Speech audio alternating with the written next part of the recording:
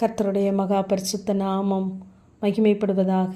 யோபு 37 அதிகாரம் 5 நாம் கிரகிக்கக்கூடாத பெரிய காரியங்களை அவர் செய்கிறார் என்று நாம் வாசிக்கிறோம்.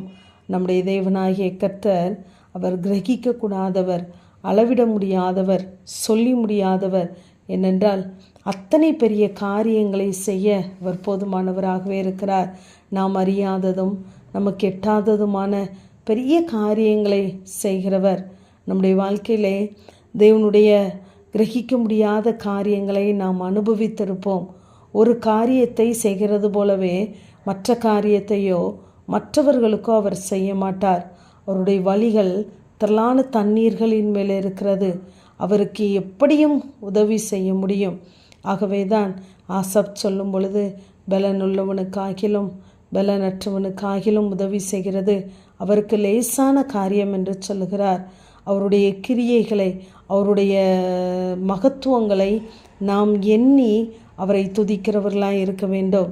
சங்கீதக்காரன் சொல்லும் பொழுது 106 சங்கீதம் 13 சீக்கிரமாய் அவருடைய கிரியைகளை மறந்து போனார்கள் என்று சொல்லுகிறார். நாம் அப்படிப்பட்டவர்களாக இராதபடி தேவன் செய்கிற பெரிய காரியங்களை நாம் எண்ணி பார்க்கிறவர்களாக இருக்க வேண்டும். ஏசாயா 5 அதிகாரம் 12 கர்த்தரின் கிரியையை நோக்குகிறதும் இல்லை, அவர் கரத்தின் செயல்களை சிந்திக்கிறதும் இல்லை என்று எழுதப்பட்டிருக்கிறது.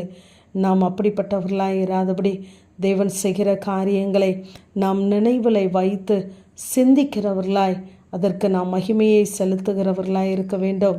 ஆலயத்தின் நடுவிலே அவருடைய கிரியைகளை சிந்தித்து கொண்டு இருக்கிறோம் என்று கோராகின் புத்திரர் சொல்லுகிறார்கள். அப்படி நாம் எங்கு போனாலும் நம்முடைய ஜெப நேரங்களிலே, ஆலயங்களிலே இருக்கும் பொழுது தேவன் பாராட்டின அந்த பெரிய காரியங்களை, கிரகிக்கக்கூடாதவைகளை நாம் எண்ணி பார்க்க வேண்டும். ஒரு சிறிய காரியமாக இருந்தாலும் தேவ சமூகத்திலே அதை நாம் பெரிதாக எண்ணி பார்க்கும் பொழுது இன்னும் நாம் துதிப்பதற்கென்று தேவன் அநேக காரியங்களை நமக்கு செய்வார். ஏனென்றால் அவர் நம்முடைய நிலைமையை அவர் அறிந்திருக்கிறார். நம்முடைய நேற்றைய நிலைமை, இன்று நாம் எப்படி இருக்கிறோம், நாளை நாம் எப்படி இருப்போம் என்பதையெல்லாம் அவர் அறிந்திருக்கிறார். ஆகவே நாம் அவரை துதிக்க வேண்டும் என்பதற்காகவே நம்மை ஏற்படுத்தி இருக்கிறார் என்று ஏசாயா 43:21 வாசிக்கிறோம். ஆகவே நம்முடைய தேவன் நம் மத்தியிலே மகத்தான கிரியை செய்ய அவர் போதுமானவர். யாத்ராகமம் 14 அதிகாரம் அங்கு 31 கர்த்தர் எகிப்தியரில் செய்த அந்த மகத்தான கிரியையை இஸ்ரவேலர் கண்டார்கள்.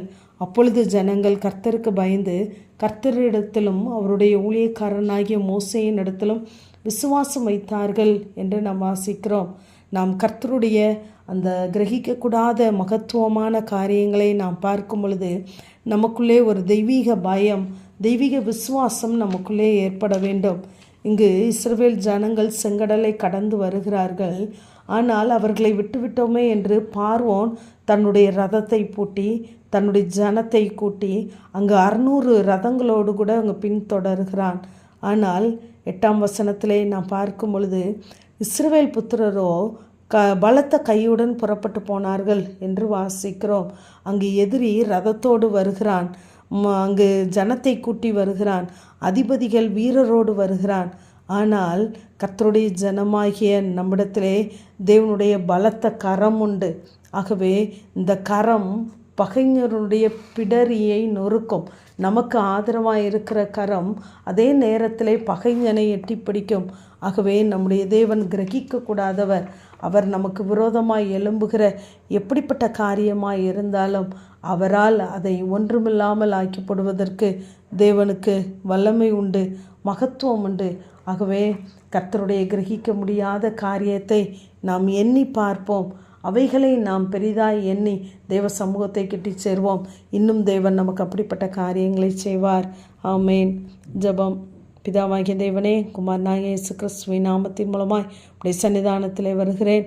நாம் கிரகிக்கக்கூடாத பெரிய காரியங்களை அவர் செய்கிறார் என்ற வேத வார்த்தையின்படி வாழ்க்கையிலும் இம்மட்டும் இப்படிப்பட்ட காரியங்களை செய்த தேவன் இனிமேலும் நாங்கள் கிரகிக்கக்கூடாத, நம்ப முடியாத, அறியாத, எட்டாதான பெரிய காரியங்களை செய்து உடைய நாமத்தை மகிமைப்படுத்துங்க. இயேசுவின் மூலம் ஜெபங்கேலும் எங்கள் நல்ல பிதாவே. ஆமேன்.